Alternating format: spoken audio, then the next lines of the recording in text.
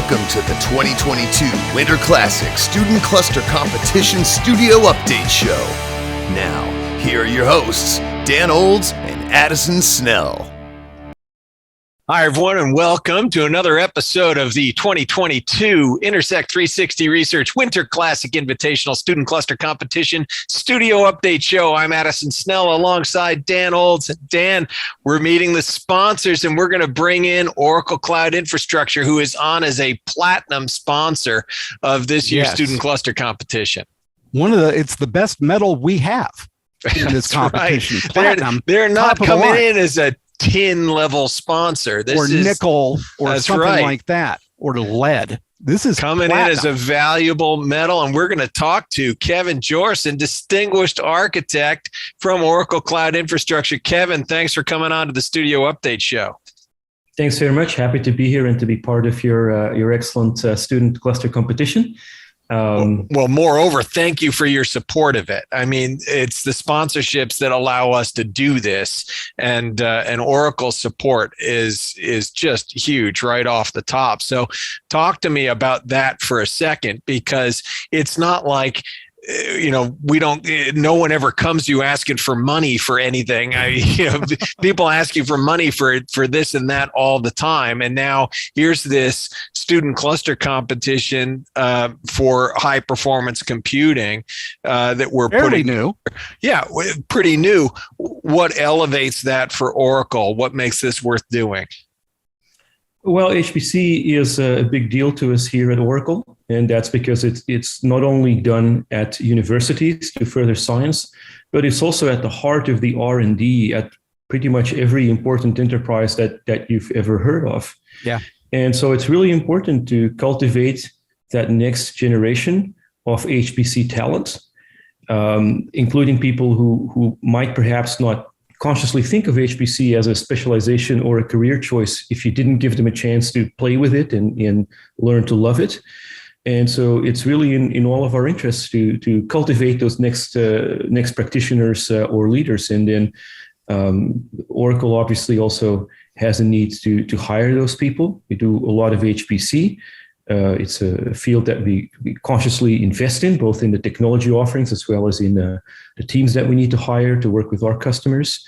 And so it's great for us to be in front of all these students, especially with a competition like yours that casts a pretty broad net and puts us in touch with people at institutions and in parts of the country that it might be otherwise hard for us to engage with. So that's the service that we would like to thank you for.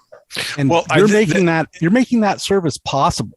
Absolutely. And that's the vision Dan had when he started this student cluster competition. Oracle has supported all kinds of student cluster competitions, including ones that are associated with the big conferences like SC. What we're trying to do here with this virtual student cluster competition is reach out to schools that are not well represented on the conference circuit, specifically going out to historically Black colleges and universities and Hispanic serving institutions in the United States. So yeah, you're getting some time with your Cal State Channel Islands and Tennessee states that you might not get the exposure to otherwise, and I hope you're finding that's worthwhile. Oh yeah, absolutely. Talent can come from anywhere, and we want to suck up as much of it as we possibly can. Absolutely, cultivate as much of it as we can, and it's HPC as well as cloud computing are very global, very all-encompassing endeavors, and I'm on a team where I've never counted, but I bet there's plenty of days where I'm talking to people with 10 or 12 different nationalities just in the course of a day. So it's certainly about as diverse as you can wish for.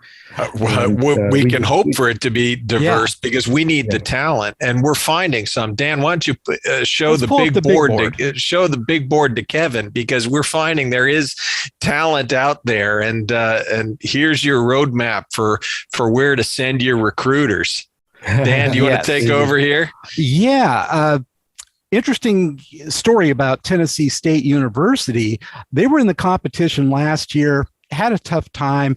This year, they came back and they're serious. They made some adjustments in the off season, and take a look at their HPCG. They scored 100 on that. They beat everybody else, and they used, I don't even want to call it a trick. They used a best practice in benchmarking. A technique, yes. What they did that no one else really did to that degree is they reduced the problem size to where it all fit in cache and pulled out a huge score. I mean, they're, 30, more than 30% ahead of the team coming in behind them on it. Yeah, this is not only a valid, but I would say time-honored tradition in benchmarking, which is you tweak your benchmark within the rules to make you look as best as you can. And there you go. That's a win. And I had the mentors calling me on Super Bowl Sunday saying, wait a minute, Tennessee State has pulled this huge score, but they did it by making the problem size so small it fit in cache. I said, well, Dan's going, wow, that was smart. Yeah. I'd say, well, did they run on all 4 nodes? Yeah. Well, it's a valid run then. No debate. It's all good. And we got to take our hats off to them. But they also pulled in a great LinPack, and they did well on the pop quiz, which is the latest event. We asked them 20 different questions on HPC history, technology, and current events. And it's really fun to look at this competition. For instance, the second place team, the Red Raiders, there's 2 teams coming from Texas Tech, Red Raiders and the Matadors. And up until the pop quiz, they were very close together. But the Red Raiders pulled in a great number on the quiz, and that rocketed them to second place from, I believe, 4th or 5th before. That Red Raiders team is looking great. I mean, they had the highest LinPack score, they had the second highest pop quiz score, and they had the highest HPCG score among those who didn't get that cache optimized trick, which was fully utilized by Tennessee State and partially optimized by Florida A&M. Exactly. And then Texas Tech, without that, the cache technique, still put up a really solid HPCG score. And we've got to throw out some props to Florida A&M. They ran an order of magnitude more jobs using scripts than anyone else did. And that's what got them to the scores they have. Yeah, UTEP, excellent scores on LinPack and the pop quiz. And then, just solid all the way down the line. Now you've got Spelman, Morehouse, and the Morehouse College team at the bottom because they started late on LinPack and HPCG and didn't get their scores in. But that doesn't mean they're not motivated. They're going to be putting up some scores with NASA and Oak Ridge and AWS coming up. Anything jump out at you when we're looking at this, Kevin? Well, first of all, that you two are a great loss to the world of sports commentating, because I can tell how much you're enjoying tracking the progress in analyzing it. Well, what strikes me about this leaderboard is, first of all, that you've got 6 competition events, let's say, right? There's a 7th that's not listed, which is the judges interview is not listed. Yeah, because I ran at the end. I ran out of room. So that I like, because the truth is that the world of HPC today is a more diversified landscape than it used to be, right? It used to be that everybody had the same type of cluster. Yours might be a little bigger or smaller, but they all looked the same. It was all the same, roughly the same info boxes, and everybody had their Fortran and C++ that they compiled in solving some kind of physics equation. And these days, there's just a much wider variety of hardware out there. GPU is important. Your workflow might include some machine learning on top of the traditional HPC and so on. And so I think today, if you want to, whether you're educating new talent or whether you're testing somebody's HPC chops, you're probably going to want to have multiple trials, because there are just more skills or more techniques involved. It's really great that you brought that up, because like, for instance, they ran on HPE Cray systems for LinPack and HPCG. They're going to run on NASA Ames big cluster for the NASPAR benchmarks. But when they get to Oak Ridge, they're going to run on a cluster that has the same configuration as Summit. So they will be exposed to nodes that have a whole bunch of GPUs.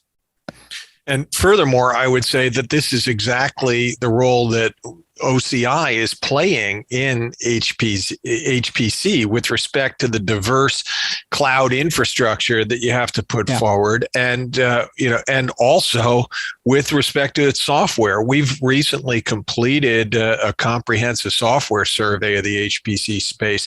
Business analytics is an area where it's increasingly come into HPC. Oracle itself with the database is one of the top applications, which shows up in multiple domains. Biosciences, for example, does a lot of very scalable work in Oracle databases. And that business analytics category is the one that arcs over to cloud with the highest degree of affinity out of every HPC domain. And OCI has had success with analytics. You've been having success with manufacturing. You've been doing a lot with AI, and that involves putting together a lot of different nodes to serve exactly what you're talking about with the spectrum of traditional scientific computing, analytics, machine learning, all of which is part of HPC, Kevin. Yep, absolutely. Although, of course, we still do a lot of traditional your computational fluid dynamics and your the traditional scientific computing. I'm giving you credit for all of it. You're doing a lot of it. Yeah. And it's the other thing that strikes me here with this number of events is that these schools, that the students who are participating really have a long time to work on it and more than one chance to prove themselves. Yes. And I can imagine that let's say the University of Texas El Paso there, right? Came in a bit lower on the second event, but then took a win on the third event. And so that must be quite motivating that they got a chance to prove themselves. And we can take home to win the third stage. Those kids are eating nails. They are ready. When I sent them out there, congratulations for scoring the top score on the quiz.